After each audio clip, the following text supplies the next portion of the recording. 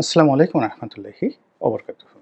সম্মানিত দর্শক, আমাদের সেনাবাহিনী, বিশেষত সশস্ত্র বাহিনী অর্থাৎ বিমান বাহিনী, নৌবাহিনী এবং স্থলবাহিনী, সেনাবাহিনী, এই তিনটি বাহিনী নিয়ে দেশি এবং বিদেশি চক্রান্ত শুরু হয়েছে, নজিরবিহীন চক্রান্ত। এবং এই চক্রান্ত আজকে নয়, স্বাধীনতার সময় থেকে চক্রান্ত চলে আসছে।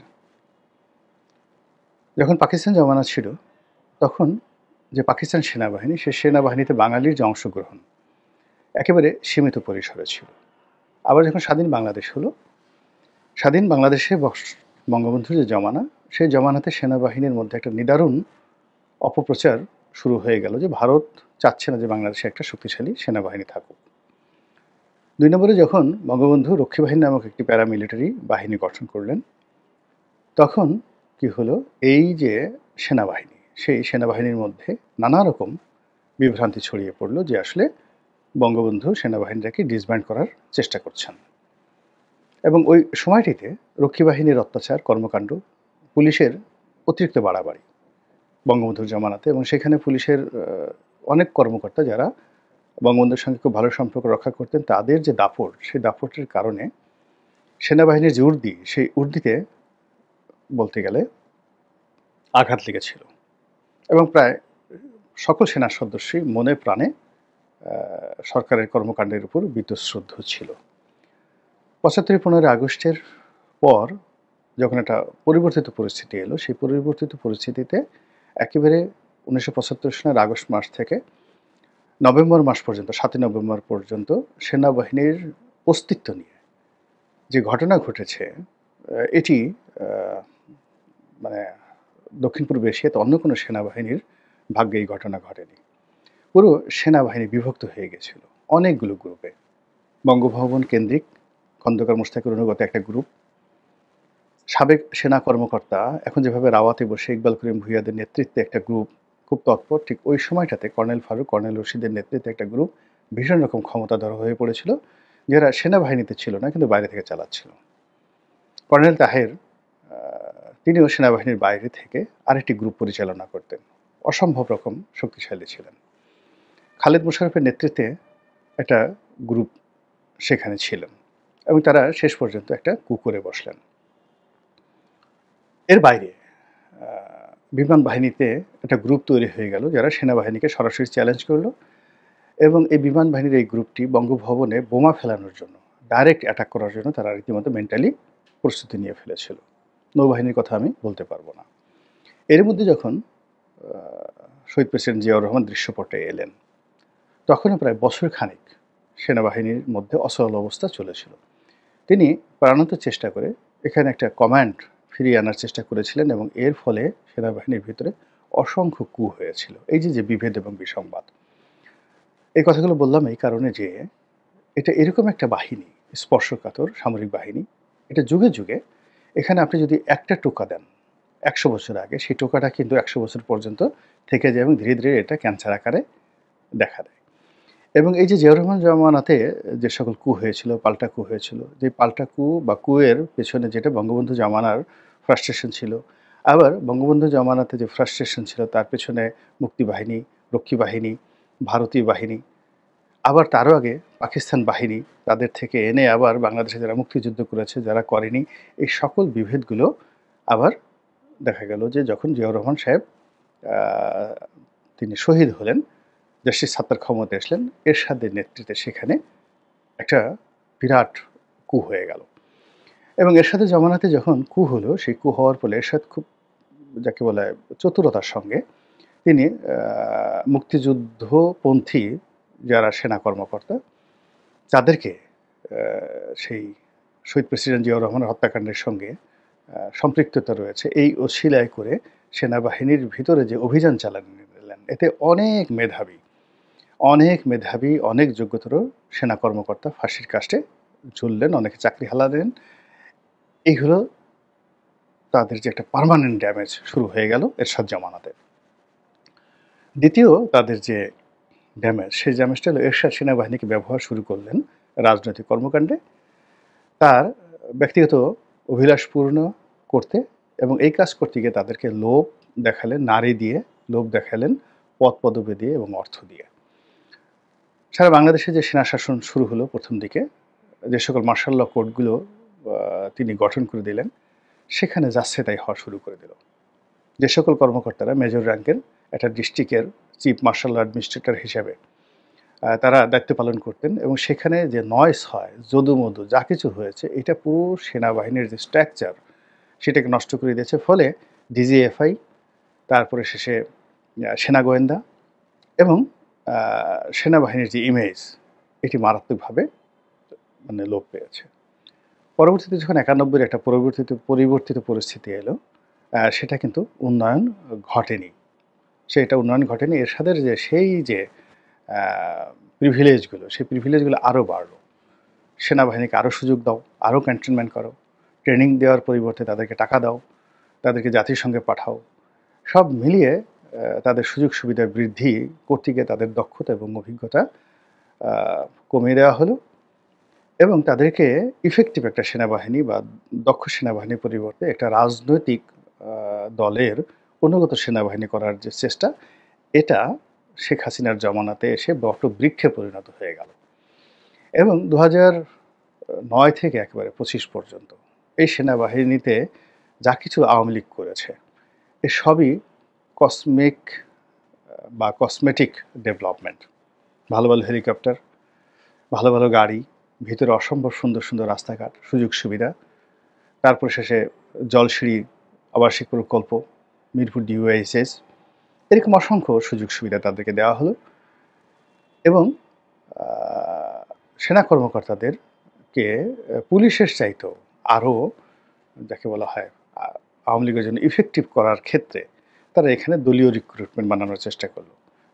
কে আওয়ামী লীগ পরিবারের সন্তান, কার সঙ্গে আওয়ামী লীগের আত্মীয়তা আছে, তো এই সমস্ত দেখে বিবেচনা করে করে যাদেরকে নিয়ে আসা হলো সম্মুখ সারিতে, তারা সবাই আসলে সেনাবাহিনীর যে ঐতিহ্য, সেই ঐতিহ্যটিকে ধ্বংস করার কাজে বেশি সচেষ্ট ছিল। আরও একটা বিষয়, অর্থাৎ জাতিসংঘে যারা গিয়েছেন তারা, এবং র্যাবে যারা এসেছেন তারা, এবং এর বাইরে সিভিল অ্যাডমিনিস্ট্রেশনে যাদেরকে বের করে আনা হয়েছে, বিভিন্ন যাকে বলা হয় ভূতাপেক্ষা নিয়োগ বলেন, কিংবা যাদেরকে প্রেষণে নিয়োগ, প্রেষণে মানে সেনা কর্মকর্তা কিন্তু ঢাকা মেডিকেল কলেজে নিয়োগ দেওয়া হয়েছে, সেনা কর্মকর্তা কিন্তু রাজুকের নিয়োগ দেওয়া হয়েছে। এরকম বাইরে সেনা কর্মকর্তাদেরকে যাদেরকে বের করে আনা হয়েছে, তারা সেনাবাহিনীর ভিতরে গিয়ে সেনাবাহিনীর সর্বনাশ করেছেন। কেননা এখানে এসে তারা পেটকে স্ফীত করেছেন, পকেটকে ভারী করেছেন। ব্যতিক্রম যে নাই, অনেকই ব্যতিক্রম আছে, কিন্তু বেশিরভাগ ক্ষেত্রে এই অভিযোগগুলো প্রবল। তো সেই অবস্থায় সেনাবাহিনীর কাছ থেকে আমরা শুধু আশা করেছি, তাদেরকে বিভিন্ন সময় তোয়াজ করেছি, তদবির করেছি, আমাদের দেশপ্রেমিক সেনাবাহিনী বলেছি। এগুলো বলেছি ভয়ে, যে সেনাবাহিনীর হাতে লাঠি আছে, যদি ভালো মতো না বলি ধরে নিয়ে যাবে, ডিজিএফআই নিয়ে আচ্ছা মতো আয়নাঘরে ঢুকিয়ে দেবে। কিন্তু অন্তর থেকে আসলে সেনাবাহিনীর কাছে আমাদের ওইরকম আশা আকাঙ্ক্ষা ছিল না। আমরা মনে করেছিলাম যে বেনজিরের সাথে আজিজ সাহেবের কোনো পার্থক্য নেই, পুলিশের সাথে সেনাবাহিনীর কোনো পার্থক্য নেই, সবই হাসিনা লীগ হয়ে গেছে, সবই হাসিনার লীগ হয়ে গেছে। কিন্তু যখন জেনারেল ওয়াকারুজ্জামান এই আগস্ট মাসে এসে দরবার ডাকলেন এবং শেখ হাসিনার বিরুদ্ধে অবস্থান দিলেন, মুহূর্তের মধ্যে সারা বাংলাদেশের যে জনমত, শ্রদ্ধা, ভালোবাসা, এটা এই ভদ্রলোকের উপর গিয়ে আপতিত হলো। তারপর সেনাবাহিনীর প্রতি মানুষের একটা আস্থা এবং বিশ্বাস চলে এলো। এবং যখন সেনাবাহিনীর প্রত্যক্ষ সহযোগিতায় অন্তর্বর্তীকালীন সরকার গঠিত হলো, তখন ডক্টর মোহাম্মদ ইউনূস এখানে দায়িত্ব নিলেন, এবং তিনিও অনেক দিন থেকে জনপ্রিয়। তিনি যখন নোবেল পুরস্কার পেলেন, সেই সময় থেকে আজ অবধি তার যে মান, সম্মান, জনপ্রিয়তা দেশ থেকে দেশান্তরে ছড়িয়ে পড়েছে। আবার অন্যদিকে সেনাবাহিনীর এই যে এরকম একটা বিরূপ অবস্থা, যেটা একবারে ৭২ থেকে বা ৭১ থেকে শুরু করে ২০২৫ সনের ২৪ সনের একেবারে আগস্ট পর্যন্ত চলে আসছিল, ঠিক সেই জায়গাটিতে হঠাৎ করে আগস্ট মাসের ৫ তারিখে এসে জেনারেল ওয়াকারের নেতৃত্বে এটি নেপোলিয়ন বোনাপার্টের সেনাবাহিনী রূপে পরিচিত হয়ে গেল। তো যেটা হয়, এক বনে দুই বাঘ থাকে না, এবং সময়ের প্রয়োজনে একজন আর একজনকে সহযোগিতা করে, কিন্তু পরবর্তীতে তারা আবার শত্রু হয়ে যায়। তো এখন সমান্তরালভাবে জেনারেল ওয়াকার এবং তার অনুগত যারা সেনাবাহিনী রয়েছেন তারা সরকারকে সহযোগিতা করে যাচ্ছিল। আর সরকারও তার প্রয়োজনীয় লোকজন সহযোগিতা নিয়ে তারা তাদের অভীষ্ট লক্ষ্যে এগিয়ে যাচ্ছিল। কিন্তু একে অপরের প্রতি যে কোনো কারণেই তারা সন্দিহান ছিল, একে অপরের প্রতি ঈর্ষান্বিত ছিল। ওয়াকার সাহেব মনে করতেন বা করেন যে আমি তো নিজে ক্ষমতায় নিইনি, আমি তাদেরকে বসিয়েছি এবং আমার কথাই জনগণ শান্ত হয়ে তাদেরকে মেনে নিয়েছে। তো কাজেই এখানে আমার একটা অংশগ্রহণ থাকবে, অ্যাটলিস্ট আমার তো একটা অ্যাক্রিডিয়েশন এবং আমার সম্মান, আমার মর্যাদা থাকবে। এক ২ নম্বর হলো যে যিনি ক্ষমতায় বসেছেন তিনি তার ক্ষমতাকে নিরঙ্কুশ চাইবেন, যে আমি ডক্টর ইউনূস সারা দুনিয়া আমাকে তোয়াজ করে তদবির করে, আমার সম্মান মর্যাদা সেনাবাহিনীর কাছে শেখ হাসিনার জামানাতে সেনাবাহিনী শেখ হাসিনাকে যতটা তোয়াজ এবং তদবির করতো তার চেয়ে অনেক অনেক বেশি তোয়াজ এবং তদবির আমি পেতে পারি।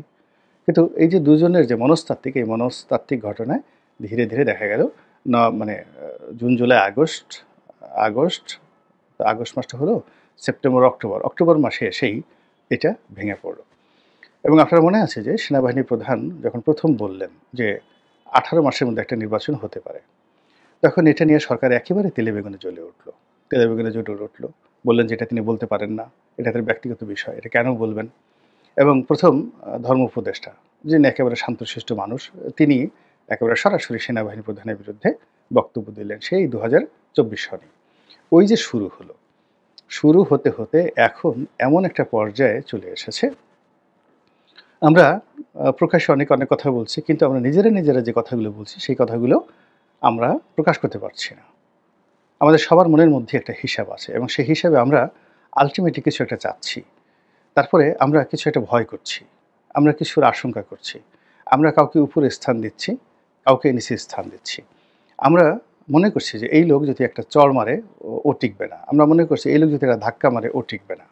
কিন্তু কে টিকবে না, কে করবে না, এই কথাগুলো কিন্তু আমরা বলতে পারছি না। আমরা স্পষ্টত ভাবি ক্যান্টনমেন্ট, উত্তরপাড়া সেনাবাহিনী এবং যমুনাতে যারা বসবাস করছেন এবং যমুনাতে যারা কাজ করছেন তাদের মধ্যে যে মনস্তাত্ত্বিক যে যুদ্ধটা শুরু হয়ে গেছে ইতিমধ্যে, এই মনস্তাত্ত্বিক যুদ্ধ যে শেষ পর্যন্ত মনস্তাত্ত্বিক যুদ্ধ থাকবে না, এটা নিয়ে আমরা দেশের শতকরা 99.99% লোক আমরা আতঙ্কিত। এই মুহূর্তে বাংলাদেশে 0.001% লোকও নেই যারা মনে করছেন যে একটা শান্তিপূর্ণ নিষ্পত্তি হবে, সব কিছু স্বাভাবিকভাবে চলবে রাজনৈতিক সরকারের মতো করে, তারপর ডিসেম্বরে বা জুন মাসে একেবারে সুন্দর মতো পোলাও কুরমা খেয়ে একটা নির্বাচন হয়ে যাবে, আর নির্বাচনের পরে জনগণ খুশি মনে যাকে ভোট দেবে এবং সেই ক্ষমতায় চলে আসবে। এরকম একটা শান্তিপূর্ণ পরিবেশ এবং পরিস্থিতি নিয়ে দেশের 0.01% লোকও স্বপ্ন দেখতে পারছে না। ফলে কি হচ্ছে, সব জায়গাতে আশঙ্কা, সব জায়গাতে স্বপ্নভঙ্গ, সব জায়গাতে হতাশা, ফ্রাস্ট্রেশন ছড়িয়ে পড়েছে এবং নানা রকম গুজব প্রায় প্রতিদিনই সোশ্যাল মিডিয়া থেকে শুরু করে মূলধারার গণমাধ্যম, চায়ের টেবিল এবং বিভিন্ন ক্ষমতার যে কেন্দ্রগুলো রয়েছে সরকারি এবং বেসরকারি, সেই ক্ষমতার কেন্দ্রে নানা রকম অঙ্ক কষাকষি হচ্ছে। যারা পালিয়ে আসছেন তারা উঁকি মেরে দেখার চেষ্টা করছেন যে কে ক্ষমতায় এলো, কে গেল। প্রতি মুহূর্তে এয়ারপোর্টের খোঁজখবর নিচ্ছেন, কারা যায় কারা আসে, পাসপোর্ট অফিসের খোঁজখবর নেওয়া হচ্ছে। তারপর প্রতি মুহূর্তে রাত বিরেতে তারা সেই ব্যালকনিতে দাঁড়িয়ে যার অবস্থায় রাস্তার দৃশ্য দেখার চেষ্টা করছে যে ওখানে গাড়ি ঘোড়ার চালচলন কেমন, কোথাও একটা ছোট শব্দ হলে সবাই আতঙ্কিত হয়ে পড়ছেন। ঠিক এইরকম একটি অবস্থা, সেই রকম একটি অবস্থায় সেনাবাহিনী একটি সংবাদ সম্মেলন করলো। যখন এরকম সন্দেহ শুরু হলো, সেই সংবাদ সম্মেলনে তারা যখন বলল যে সরকারের সাথে তাদের কোনো সমস্যা নেই, লোকজন বলল সমস্যা আছে, এই কথা আমরা বুঝি, এই যে আপনারা বললেন যে সমস্যা নেই, এটা তো বলার দরকার নেই। যখন আপনি বলেছেন ইট মিনস সমস্যা আছে। আপনারা তো কখনো কোনো অবস্থাতেই সংবাদ সম্মেলন ইতিপূর্বে করেননি। শেখ হাসিনার সাথে আপনাদের সমস্যা হয়নি, খালেদা জিয়ার সাথে হয়নি, এরশাদের সাথে হয়নি, কোনো অবস্থাতেই সেই এমনকি বঙ্গবন্ধুর জমানাতে হয়নি যে সেনাবাহিনী তারা সরকারের সাথে সমস্যা নেই এরকমভাবে কথা বলে স্বাধীনতার পরে আজ অবধি তারা একটা সংবাদ সম্মেলন করেছে। ইতিপূর্বে বেশ কয়েকবার অন্তর্বর্তীকালীন বা তত্ত্বাবধায়ক সরকার এসেছে, জাতির অনেক গুরুত্বপূর্ণ বিষয় আসছে, সেনাবাহিনী কথা বলেছে, যেমন দেখা গেল তাদেরকে দুর্যোগ ব্যবস্থাপনার দায়িত্ব দেওয়া হয়েছে, তারা কথা বলেছে। কিন্তু এইরকম সরকারের সাথে তাদের কোনো দূরত্ব নেই, এই বিষয়ে কখনো সেনাবাহিনী তারা নিজেরা আত্মতুষ্টি লাভ করার জন্য জনগণকে বোঝানোর জন্য নিজেরা এগিয়ে এসে সংবাদ সম্মেলন করেনি। যখন আপনারা এই কাজটা করছেন, it means there is a problem. এবং সেনা সদস্য যারা রয়েছেন তাদের প্রতি ডিউ রেসপেক্ট নিয়ে বলি যে এটা এমন একটা বাহিনী, এমন একটা সংস্থা যেখানে একবার সমস্যা শুরু হলে ওই সমস্যাটা নিষ্পত্তি হতে হয় সামরিক কায়দায়, ইন এ মিলিটারি ওয়ে। তো সেই মিলিটারি ওয়ের অনেকগুলো বিধান রয়েছে। Within the cantonment, between the cantonment and civilian, between the government and military, এবং between the court and between the road, রাস্তায় এবং সামরিক আদালতে। এই জিনিসগুলো নিষ্পত্তি হতে হয়। এবং এখানে হায়ার অ্যান্ড ফায়ার, ধরো মারো কাটো, মানে প্রতিপক্ষকে নির্মূল করতে হবে, নির্মূল করে তারপরে শেষে সেখানে সমাধান। কিন্তু এর বাইরে সাধারণত মিলিটারি লাইনে কখনোই সমস্যার সমাধান হয় না, কখনো হয় না। তো যখন সেনাবাহিনী বলছে আমাদের কোনো সমস্যা নেই, তখন আর মানুষের ভয় লেগে যাচ্ছে। এবং যারা মানে সেনাবাহিনীতে যে সমস্ত, ধরেন একজন ব্রিগেডিয়ার হলেন, এখন একজন ব্রিগেডিয়ারের বয়স তো খুব বেশি না, তার অভিজ্ঞতা খুব অল্প, অভিজ্ঞতাও অল্প। এখন যারা এই সিভিল সোসাইটিতে আছেন, ধরেন ঢাকা বিশ্ববিদ্যালয়ে যারা মিলিটারি ল পড়ান বা নিরাপত্তা বিষয়ক পড়াশোনা করেন, বা সেনাবাহিনী থেকে যারা অবসর গ্রহণ করেছেন, সেনাপ্রধান, ব্রিগেডিয়ার জেনারেল, মেজর জেনারেল, তারা দেখা গেল অবসর গ্রহণ করার পর গত 20 বছর ধরে তারা দেশ বিদেশে ঘুরে এত বইপত্র পড়েছেন, এত অভিজ্ঞতা সঞ্চয় করেছেন, যেটা সেনাবাহিনীর ভিতরে থেকে তারা যদি 10% অভিজ্ঞতা অর্জন করে থাকেন about the military rules, regulation and military mind, military establishment, ভিতরে বসে যদি তারা দেখা গেল যে একেবারে সেনাবাহিনীর সবচেয়ে একজন মেধাবী কর্মকর্তা, ধরেন আপ টু সেনাপ্রধান হলো, কিন্তু পরবর্তীতে দেখা গেল যে সে রিটায়ার্ড করার পরে জাতিসংঘ পরামর্শক হিসেবে কাজ করলো, বিভিন্ন বিশ্ববিদ্যালয়ে অধ্যাপক হিসেবে কাজ করলো, তার হাতে যে সময় আছে সেই সময়টাতে সে বিশ্বের যে ডিসিসিভ ব্যাটেলগুলো সে পড়লো, মিলিটারি হিস্ট্রি পড়লো, পড়ে সে টোটাল যে বিষয়গুলো এত চমৎকারভাবে সে বুঝতে পারলো যেটা ক্যান্টনমেন্টের মধ্যে বসে সে কখনো বুঝতে পারেনি। ফলে এখন ক্যান্টনমেন্টের মধ্যে যারা আছেন তারাদের চাইতে ক্যান্টনমেন্টের বাইরে যারা সাবেক সেনা কর্মকর্তা আছেন এবং একই সঙ্গে সিভিলিয়ানদের মধ্যে যারা সামরিক ম্যাটার নিয়ে লেখাপড়া করেন, তারা এই সেনাবাহিনীর প্রতিটা লেফট রাইট, প্রতিটা অঙ্গভঙ্গি, প্রতিটা কথা, তাদের বডি ল্যাঙ্গুয়েজ, তাদের চলাফেরা, তাদের কণ্ঠস্বর, তাদের চাহনি, সব কিছুর মধ্যেই যে মেসেজ আছে, সেই মেসেজটা যেভাবে বাইরের লোক রিড করতে পারে, এভাবে জেনারেল ওয়াকারের যারা অধীনস্থ লোকজন আছেন তিনি সহ তারা সেভাবে রিড করতে পারেন না। ফলে আমরা বাইরে যারা আছি তারা এই যে সেনাবাহিনীর যে তৎপরতা, তারা বলছে কোনো সমস্যা নেই, আমরা সমস্যা দেখতে পাচ্ছি, তারা বলছেন যে আমরা এই বাংলাদেশ বিরোধী, মানে খুব ফরমাল কতগুলো কথা, বাংলাদেশের স্বার্থবিরোধী কোনো কাজ তারা করতে দেবেন না। আরে স্বার্থবিরোধী কাজগুলো ঠেকানোর জন্যই তো তাদেরকে রাখা হয়েছিল, বলার কি দরকার আছে? তাহলে কি কেউ স্বার্থবিরোধী কাজকর্ম করছেন? মানে এমনি নাচুনি বুড়ি, তার উপর যদি আবার ঢোলের বাড়ি দেওয়া হয়। তো সব মিলিয়ে যে সেনাবাহিনীর যে সংবাদ সম্মেলন, তা সাম্প্রতিককালে জেনারেল ওয়াকারুজ্জামান এবং জনাব ডক্টর মোহাম্মদ ইউনূসের সঙ্গে যে বিরোধের কথা আমরা শুনতে পাচ্ছি, এবং এই দুজনকে কেন্দ্র করে যে সকল গুজব, যে সকল সত্য মিথ্যা ছড়িয়ে যাচ্ছে, এবং যেভাবে যমুনা এবং উত্তরপাড়ার মধ্যে দূরত্ব তৈরি হয়েছে, যেভাবে রাজনৈতিক দলগুলোর সঙ্গে সেনাবাহিনীর সম্পর্ক, এবং একই সঙ্গে সেনাবাহিনীর সঙ্গে বিভিন্ন মহলের যে আন্তঃযোগাযোগ এই মুহূর্তে ঘটছে, তার মধ্যে জনগণ নতুন কিছু খোঁজার চেষ্টা করছে। আর সেই নতুন বিষয়গুলো আমাদের জন্য কল্যাণকর হবে না অমঙ্গলজনক হবে, এটা সময়ই বলে দেবে। মহান আল্লাহ আমাদের সবাইকে হেদায়েত দান করুন এবং হেফাজত করুন। আসসালামু আলাইকুম ওয়া রাহমাতুল্লাহি ওয়া বারাকাতুহু।